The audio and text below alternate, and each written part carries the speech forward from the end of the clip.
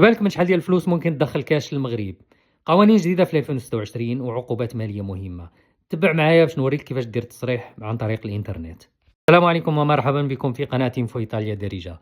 بزاف ديال الافراد الجالية المقيمة في الخارج تيتسائلوا من يبغوا يسافروا للمغرب شحال ديال الفلوس كاش ممكن يديو معاهم، وفي حالة ما فاتوا هذا القدر اش ممكن يوقع ليهم.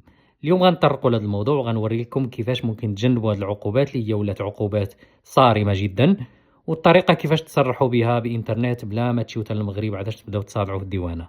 تبعوا معايا الحلقة وبارطاجيو مع الناس اللي ممكن يهم الموضوع. الناس تتسول علاش المغرب دار كاع هاد التصعيدات. خاصكم تعرفوا بأن هاد القوانين كاينة في المغرب وكاينة في كاع الدول، والمغرب العام اللي فات راه دخلت له أكثر من 100 مليار ديال الدرهم. تيقول لك حنا خصنا نعرفوا هاد الفلوس منين جات وفين غتمشي باش يحاربوا تبييض الأموال وتهريب الأموال. هادشي ممكن نتفقوا معاه ممكن لا، لان الانسان تيضرب تماره وتيخلص عليهم الضرائب في الدوله اللي هو ساكن فيها ويمشي للمغرب يديوها له هكاك، فتجي شويه صعيبه. دابا غندوزو نعرفوا اشنا هو المبلغ اللي فوق منه خصني نديكلاري بيه. الا كانت عندك 10 مليون ديال السنتيم تقريبا 100 الف درهم بين كاش وشيكات خاصك ضروري تديكلاري بيه. والمبلغ المسموح به اللي تكون هاز معاك فلوس مغربيه ما خصهاش تفوت 40 الف ريال يعني 2000 درهم.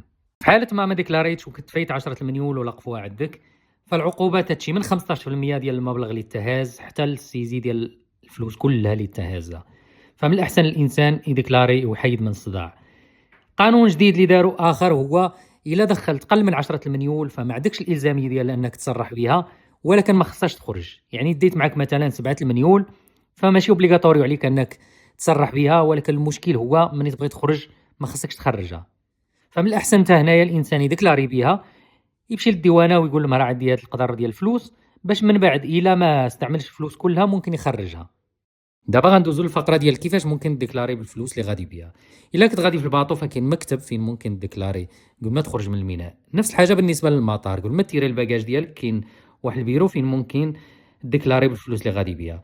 وأسهل طريقة يعني في السرعة وكل شيء هي أنك ديكلاري بالإنترنت وتجي هاني هكا بعدا من بعد ما كاين لا صداع لا والو، صافي تدخل المغرب هاني. وهذا هو سكرين شوت ديال كاع القوانين اللي فسرت لك، وهذا هو السيتو ديال الديوانه فين ممكن ديكلاري وتعمر الفورمولير ديال ديكلاراسيون دو دوفيس. كان هذا هو التفسير مبسط للقوانين ديال 2026 بالنسبه للناس اللي بغات تسافر للمغرب ودي معاها الكاش.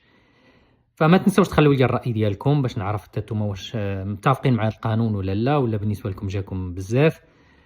وبارطاجيو هذا الفيديو مع كاع الناس اللي باغا تسافر باش تشي عارفه القانون وتشي هانيه دوز عطله سعيده ان شاء الله. والسلام عليكم.